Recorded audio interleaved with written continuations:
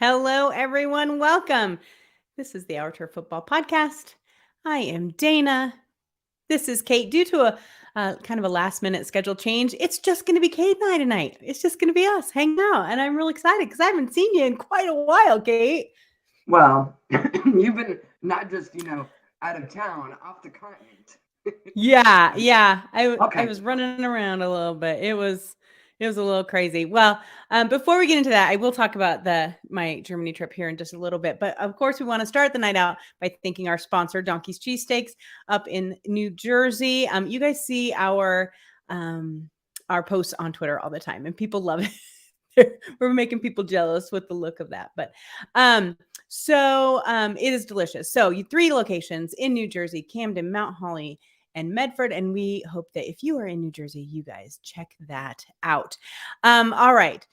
So yes, I have been gone for a couple of weeks. We have been, my husband and I were lucky enough to go to Germany for the Tampa Bay Seahawks game to celebrate his birthday. It was a big birthday. So we went over and enjoyed that celebration. We had a fantastic time. We spent a week there. Then after the game, just kind of touring around and going to see some friends in London and doing a few other things. But we had a great time. But I have to tell you, I've been to the London games. And I've been over there for one of those games, and it was fun. And it was really great to see all the different jerseys, and everyone, was there so excited that NFL was in their town. It also felt quite corporate, to be honest with you. They have this big, huge area set up with every NFL shop you could ever have. We have, all these events set up by the NFL in London. Germany felt very different. And what was interesting to me about Germany is we did see every jersey. There was, I think that Nathan, who I do another podcast with, we were talking about how, because he was there also, we were talking about how the only jerseys we didn't really see. We never saw a Jets jersey. And I did see a Falcons jersey eventually, but there's just a handful that we didn't see, but I'm sure they were there. Jersey? Oh yeah. A couple of them. Oh yeah. Yeah. Do you remember which one? It was Chubb. The one I saw was Chubb. He was 2 rows ahead of me. I almost took a picture for him. I should have done that. But there were a lot of Tampa Bay and Seahawks fans. That was the majority of what you saw. And it felt very less polished than it does in London. I loved this game. It felt like a normal Sunday football game in the States. It was so much fun. The people are crazy. Well, yes, they sang John Denver. It was great. Okay, yeah, that's the one thing. I was going to bring that up. So literally, I texted the girls. I was like, they can smoke in the stadium here. It got to the point where my husband and I actually had to leave our seats, and we went and watched the second half of the game from the concourse. We still had a great time, but it was so crazy to just sit there and just look around, and people are smoking in the stands. So that hasn't happened in the States probably ever, maybe since the 70s. I don't even know. It's a little strange. I've been going to games since the 80s, and I don't remember anyone smoking in the stands. Yeah, it was really bizarre. Really bizarre. So, and then I couldn't figure out why they sang "Take Me Home, Country Roads," and then I'm like, why are they singing this? And my husband goes, because of that movie. And I'm like, what movie? And he's like, the Golden Circle, the Statesman, whatever that movie was. And so then I had to go and Google it and look at it. And I love that movie. And there's that scene at the end where Eggsy steps on a landmine, and he stands there and sings "Take Me Home, Country Roads" in his whatever accent. And I'm like, I don't think that's why they were singing. I think that's always just a thing in Europe. It is a thing. Carolina, they like to sing. They do. They sing and it there. Sounded they really sing good all the time. Over the TV. Yeah. The acoustics. It sounded really, really nice. But it was just it was amazing. And my video did not do it justice. It really was amazing. So Camden has asked, did I go to the Seahawks rave the night before? I will tell you, there was not a night that there was not a Seahawks party.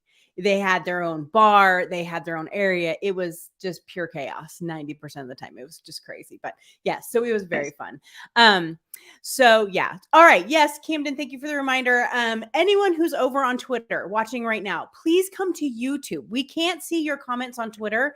We can only see the comments from YouTube. So if you're on Twitter, click the link, come to the YouTube channel, join our live chat, and we'll be happy to chat with you about all the great topics we're going to talk about tonight. So what we're going to talk about today, we're going to talk about, we're getting into week 12 Oh my God, I'm not really sure how that happened. But we are seeing a lot of, I think in the description I called it mediocre, and I thought that was kind of mean. Middle of the road maybe is a better way of putting it. Teams. There doesn't seem to be a lot of cream rising to the top. So we're going to talk about that tonight. We're also going to talk about another one of our new head coaches. Kate actually hasn't told me who she's going to talk about tonight. I texted you, but I didn't hit send. So oh, that's okay. I want to talk a little bit about Kevin O'Connell with the Minnesota Vikings. Oh, yes. That'll be very, very good. I think that'll be great.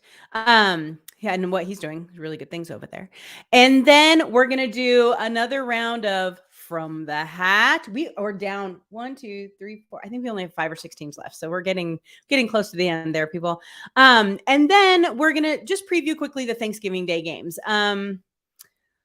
I don't know that there looks to be a lot of excitement on Thanksgiving, except maybe the Giants and the Cowboys, but we're going to talk about it anyway. So thank you all so much for joining us here on your Tuesday night. A very busy week for Thanksgiving people too. So that'll be great. All right. So let's go ahead and start with, I want to talk about these teams that I was calling mediocre. And again, you're right. It's more middle of the road, I think. What I am seeing this year, and I think a lot of people have mentioned it, I'm not the first one to mention it at all, is that we are seeing a lot of teams hovering right at or below the 500 mark. You see games where maybe they play fantastically and then the next game they fall apart. There doesn't seem to be a ton of consistency with a lot of these teams. And I was curious to see what was going on. So Mike Sando, actually, if you guys know who Mike Sando is, a fantastic follow on Twitter, wrote a great article for the Athletic, talking about how so many of these teams just aren't living up to the expectations that we had in preseason. I mean, even the teams now that are above 500, even Tampa Bay, I mean, it took them well over half the season to get it rolling. But I wanted to talk about this just a little bit. So we have a lot of divisions that everyone is really tight. So we have the Dolphins, the Bills, the Patriots, and the Jets, all 7-3 or 6-4, all just tight, knotted up. Then you have the Ravens and the Bengals sitting at 7-3 and 6-4, and then the Browns and the Steelers at 3-7. Like they're nowhere near each other on that. And then God love them, Tennessee Titans at 7-3. Everyone else in that division's under 500. Nobody's even close at all. Kansas City, do you remember, Kate, how much we talked about the AFC West at the beginning of the season and how much we thought that was going to be the division? It was going to be so hard. 8-2, 5-5, 3-7, 3-7. Disaster, complete disaster. Yes. It goes on and on. Really, though, if you get down to it, there is the Tampa Bay Buccaneers, the Atlanta Falcons, the Saints, and the Panthers. 5-5, 5-6, 4-7, and 3-8. Bad. Kate, you look at all of these teams, and we can talk about specific things. We can talk about the Colts and the Packers, and even the Ravens look like crap on Sunday. What is going on this year? What do you feel like you're seeing? I know with my team, the Browns, we've always viewed this season as the preseason, as the longest preseason in NFL history. We don't get to show them back till week 13, so it's just all preseason. Usually what we see is around week 6 or 7, everybody's at that 3-4, 4-3 mark, and then the cream starts to rise. So I think that's what you're noticing is we're in week 12, and we're not getting – there's a couple divisions with separation, but we're not getting that separation. Everyone is really struggling. They're struggling on both sides of the ball. They're struggling with inconsistencies. The Bills, especially, the Vikings, the Lions – teams that have the lower records, that when I look at the schedule, I play in, aside from fantasy football leagues, I play in one of those last man standing leagues where you pick a team to win each week. And if your team wins, you keep going. And we were down to 2 people by week 8. We're like, all right, let's just start over again. Because so aside from the Eagles, whose loss I didn't see coming, not to Washington, these games are a coin toss. And I'm not sure. I've got more injuries than I know what to do with. I'm on my 5th center in Cleveland. We signed a guy off the waiver wire today when put Postic on IR. I mean, there are quite a few teams struggling at the offensive line and defensive lines. And I think that's what surprises me the most, because last year's draft was touted as it's all about linemen and that kind of a thing. Mm-hmm. There's no hot quarterback, we had some good wide receivers that are doing well, Right. but for the most part, those draft picks really haven't panned out as far as I'm concerned as being, having huge impacts on their teams. And it's just, they're not getting that separation that we usually start to see in weeks 7, 8, 9. They're still jumbled Yeah. together. They're going to have to start separating themselves now, or the playoff picture is going to be a nightmare. A nightmare. So Big Red, as he said, is Carolina purposely doing bad to get a top pick in the draft? Red, to be honest with you, I don't think anyone's doing that yet, because there still seems to be opportunity left in this season with so many teams not playing well. And I would say specifically about Carolina, what's interesting about that team is now they're starting Sam Darnold on Sunday. They're trying to see what will take. And so I don't think that about Carolina, but I don't get that feeling from any team yet. I'm getting it from the Texans. I feel like they have given up. And I don't know if that's a coaching thing, or I don't know if that's a locker room. I don't know what that is. This past weekend, it was just painful to watch. Davis Mills' very first offensive play was an interception, pick 6. Oh, and then it poor was just, kid. And when I look at all the teams with the lower win totals, and I look at who actually needs a quarterback in next year's draft, Houston's at the top of my list. They need to do something. But I think everyone else is trying. I thought Carolina had given up when they started Baker last week. And then I heard Darnold was starting. And I'm like, all right, either they have completely given up and they just don't care, or they really are, to your point, trying something. Steve Wilkes is just throwing everything there at the field to try to get a win and to get something flowing and figure out what he's got. Because Darnold and Baker are both in the last years of their contracts. So if you're not going to be low enough that you're going to get a good draft pick to get a quarterback, you've got to figure out what you've got in your quarterback room. And are any of these guys worth signing? And if Darnold's healthy and can prove himself for these last few weeks, then maybe he's the one that gets that offer for next year. Yeah.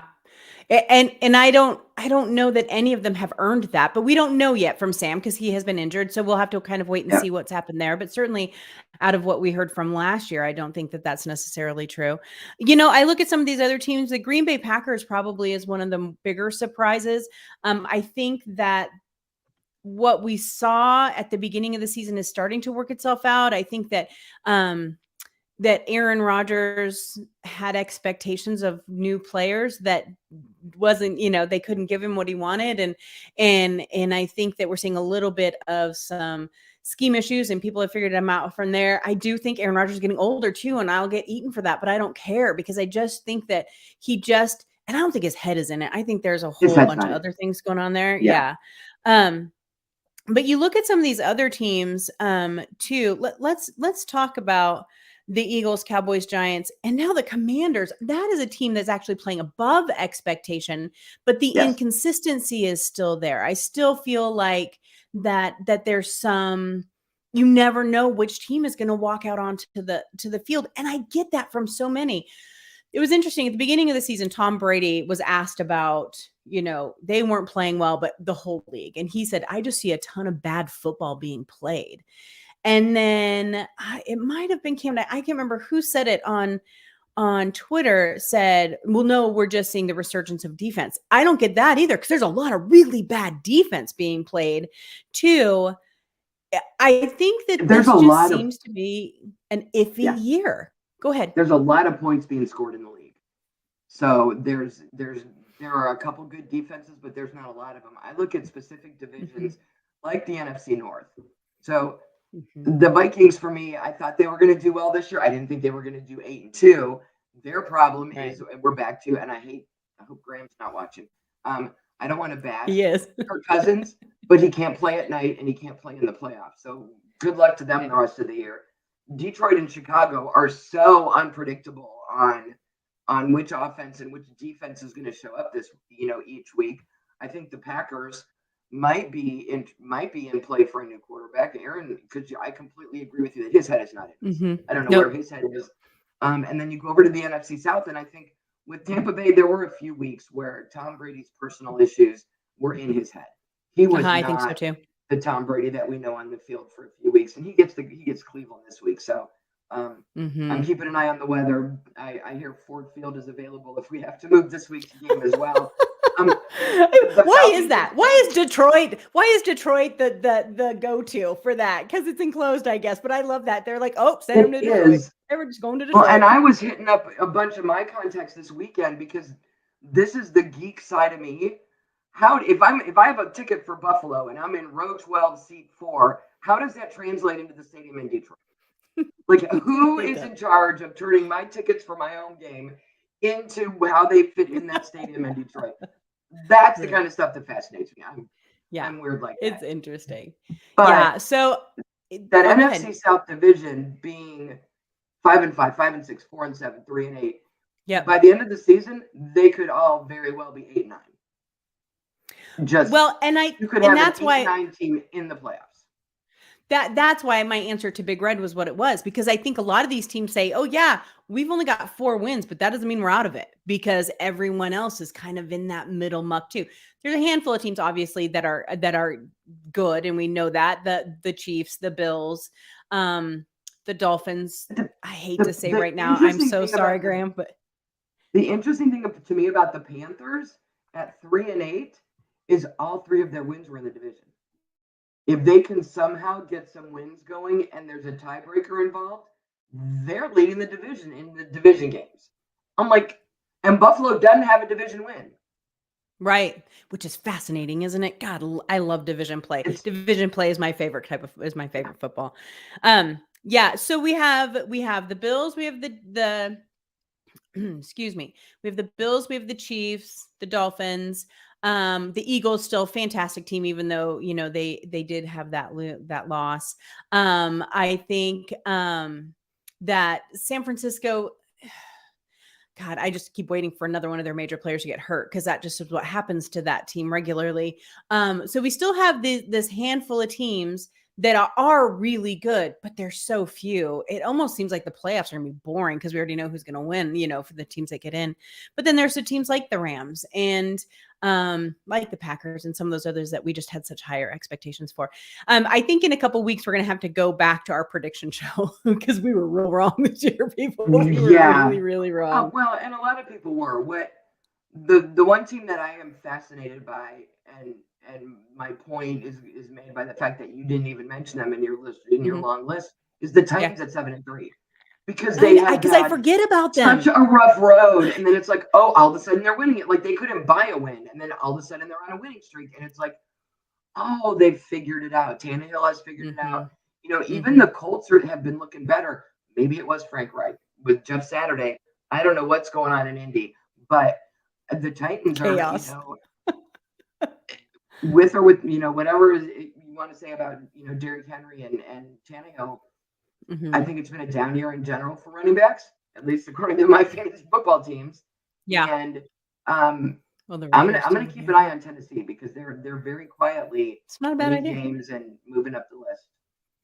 Yeah. All right. Well, let's move on. Look, we have been doing this little series, just talking about some of the newer head coaches in the league, and we're just kind of pulling out through the season because we kind of want to see how they do. We want to see what's going on. And Kate has really kind of taken over on this one, and we're going to talk about the Minnesota Vikings this time. The 8-2. I don't think anybody saw that coming. 8-2 Minnesota Vikings. Talk to me about their coach.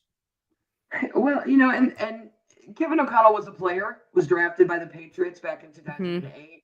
Did some, moved around a lot. Lions, Jets, Dolphins. I think he was with the Chargers when he finally, just got out and became a coach. He was actually the quarterbacks coach here in Cleveland in 2015. And that sort of started him on his road to NFL coaching. He worked on special projects with the 49ers, did a lot more quarterback coaching with Washington in 2017 and 18 before becoming their offensive coordinator. Was the offensive coordinator for the Rams in 20 and 21, and then took over as the head coach of the Vikings this year. And I know my sound is probably going in and out. But at least Sonia had technical issues last week. I guess it's my turn. No, we can still hear you. But I think he's done a really nice job as a head coach, not just because the team's 8-2, but because all the way up until this week of the season, we have not talked about him in here. We have not talked about the stupid things he did, the mistakes they made. Like, we haven't blamed him for any of the issues that are going on with him. we haven't mentioned him. He's like, you know, I shouldn't know the name of referees, or I shouldn't know the name of a center unless he's getting flagged.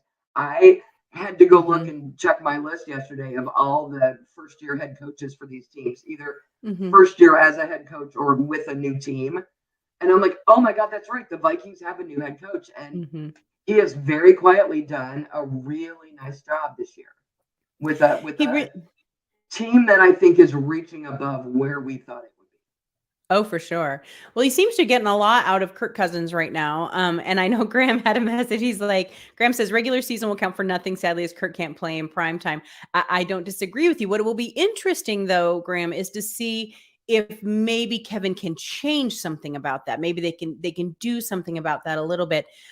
Interesting though. I mean, it's not too hard to have a really good game when you have probably the best receiver in the NFL right now. I mean, we can definitely say that about Justin Jefferson at this point. Yeah. But they're putting it together on defense too, and he seems to have this team running kind of as a well-oiled machine.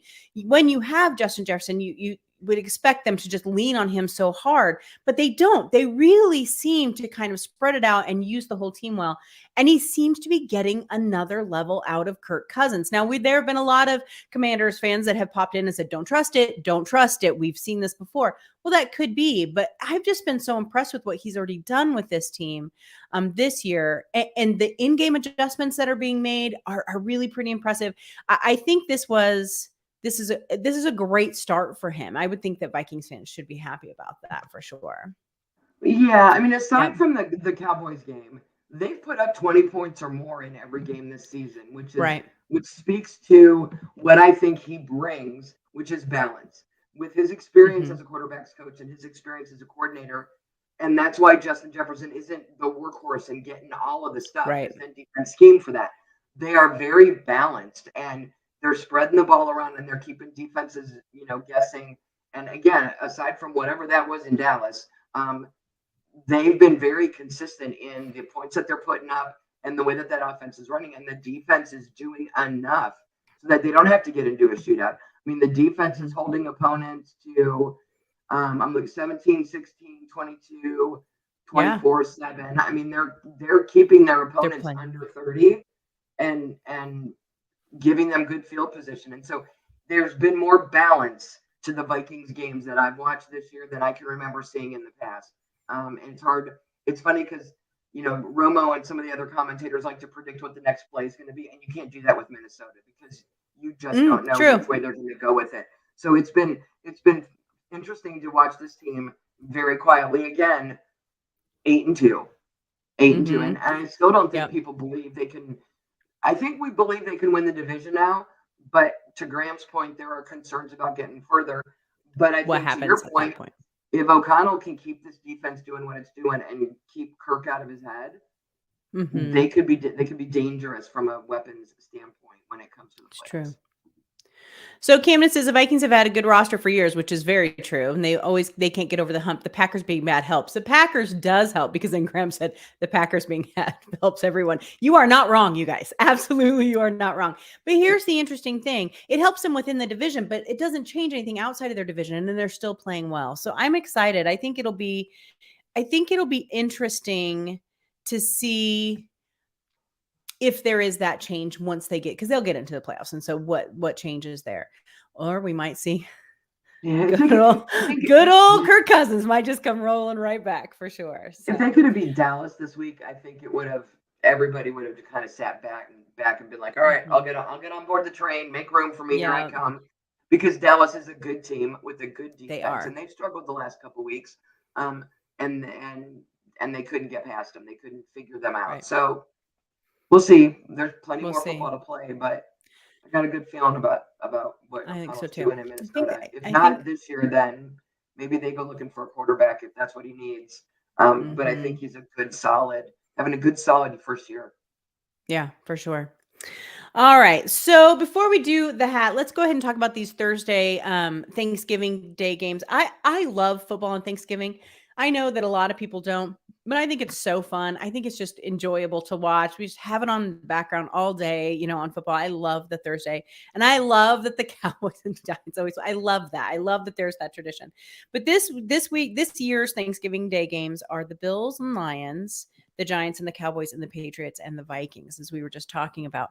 I will have to say, Kate, I really think the only truly interesting game there is going to be the Giants and the Cowboys, because we're going to have to see what happened to the Giants. Now, we all were a little questionable when they kept winning all those games, and it was like, oh, they're doing really well. Can they keep it up? And then they've stumbled a bit. But we've seen the same out of the Cowboys. They're both sitting at 7-3. I think this is actually going to be a really good divisional game. And whoever comes out on top is probably going to be the more believable of the two teams to go well into the playoffs. True. I'm worried that Daniel Jones has taken a couple steps back. Like I felt through like the first 4 or 5 weeks, like, oh my God, the light bulb went off. He got it. He's made that leap from last year to this year. They're doing well. And he's taken a couple steps back. So we'll have to see if he can get back on track. I'm actually more interested in the Bills-Lions game because while the Lions are terrible, that offense is really good. Did you see what my Browns did to the Bills last week? I mean, we lost, but we were in 4 trips to the red zone and we did stupid things and didn't score. Detroit doesn't do that. Now, Detroit's problem is that they'll put up 31 and their defense will give up 33. So we'll have to see if their defense can handle it. But I'm expecting an awful lot of points to get scored in that game. I like the 3 games. I'm nervous about next year them throwing a Friday game. I've had to get used to that. That's so annoying to me. I just love Lions Cowboys during the day, and that was it. In the evening, we would go out to a movie or go do something. Now I got a Giants game in the evening. So it'll be a good game, at least. I think they'll all be good games, which we haven't, Thursdays have not been stellar this year. Fair. The last game is going to be the Patriots and the Vikings. We were just talking about the Vikings. I think the Patriots are one of those teams. Yeah, their record is 6-4, but they're a very wobbly 6-4. You don't always know what you're going to get out of that team. So I think that if the Vikings can shake off last week, then they probably should be able to win that game. But that's the night game. I'm excited about this. The Bills last week really surprised me. I expected a lot more out of them. I don't know if there truly is that injury with Josh Allen or what is going on with him that has kind of shaken that a little bit. But that game surprised me. But I have to say, so this is really interesting. Graham put this as the OBJ Bowl. So the Odell Beckham Jr. Bowl, he's being talked to about the Giants and the Cowboys. He's talking to both of them. And I guess whoever wins gets Odell Beckham Jr. I don't know. I think the whole thing is so stupid. But we'll see if it happens this year. As OBJ joins a team with 4 games left, and then they go and win the Super Bowl. And we'll see if he can do that in back-to-back years. I will say this for the Bills: they did not practice last week. That's true. They got 6 feet of snow.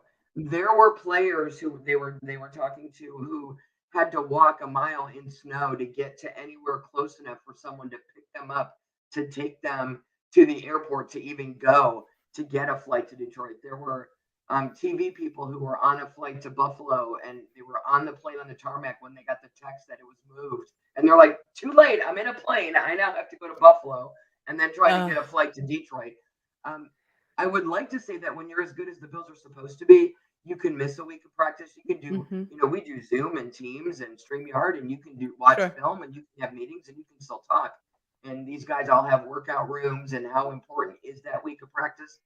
And it might have even been better for Josh Allen that they didn't practice. That arm injury and the potential of it scared us. We talked on the show while you were gone about the fact that Case Keenum is their backup and that he should have played against Minnesota and maybe against Cleveland and then maybe even this week against Detroit to just make sure that Josh was 1,000% healthy, because if you lose him, that team is done. That team is done for a run through the playoffs. And they didn't. He has played every game, and he has not re-injured it. They didn't look good against Minnesota, and that game ended up being a hot mess. And I don't know that they looked all that good against my Browns this week. They got it done. And there were moments where they looked good, but there were also moments where it was a little sketchy. The Lions will be a real test for them. Hopefully Josh Allen stays healthy.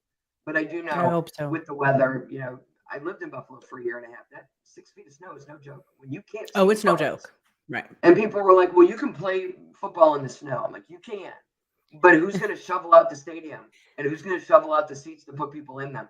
Because when I lived there, and this was in the late 80s, they actually had people that would volunteer, that would come out on Saturday nights. Or you do that in Wisconsin, too. And shovel out the stadiums and stuff. How How do you plow the parking lot? Where do you pile it up at?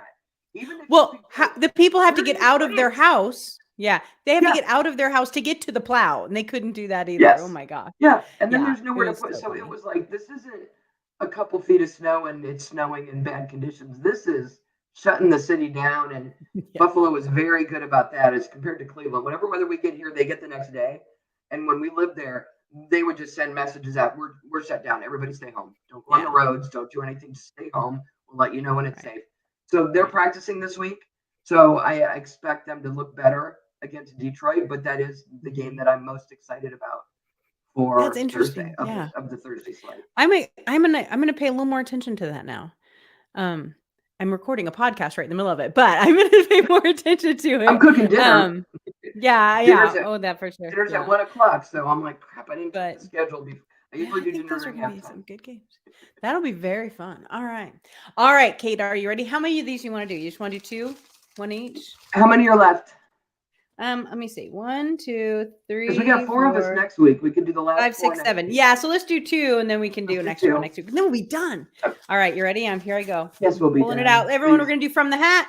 If you guys don't know the rules of this game, at the beginning of the season, I put all 32 teams in this hat, and we have been taking them out one at a time. And it is our job to tell you why whatever team, no matter the circumstance, we pull out of the hat is going to go to the Super Bowl. All right, are you ready? Here we go. They don't have to win. We're not saying they have to go. win. We're just saying they're going to go. Oh, you're going to hate doing this one. You have the Bengals, my friend. Oh, well, why would I hate that? They're an Ohio team.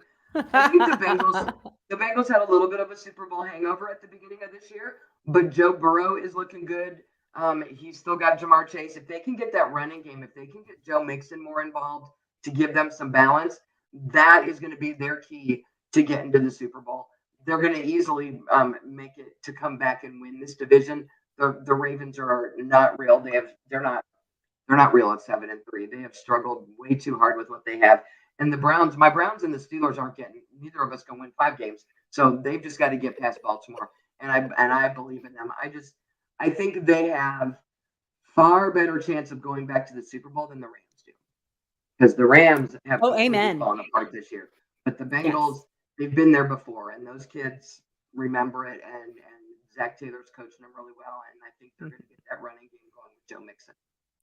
Here's the thing about the Bengals on a more serious note. They're a very young team, and those guys, when you're young like that, you just keep going.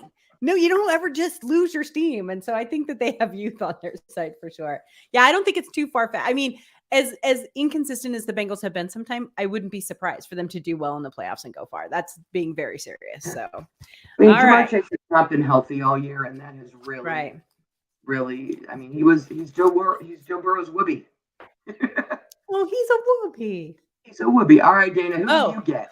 I got the Ravens, so I get to come back and talk to you about what you just said about the Ravens. So here's the thing. Look, I finally got a semi-decent team. I didn't get the stupid Texans like I did a long time. Okay, so sorry, Texans fans. I didn't call them stupid. But that's a hard. Even Texans. It was a hard conversation to have. Yes. So the Ravens. So I'm going to say 2 words to you about the Ravens. John Harbaugh. No, not Lamar. Not any of the rest of them. It is John Harbaugh. He is the good Harbaugh, not the evil Harbaugh that hangs out in Michigan now. It is the good Harbaugh. And so I think that this team is going to snap out of whatever that was on Sunday, because my God, that game was almost unwatchable. And I think that Lamar Jackson is going to start to act like Lamar Jackson, because he's playing for a contract, right? So they got at the end of the season, he's got to run, and he's got to throw, he's got to look fantastic.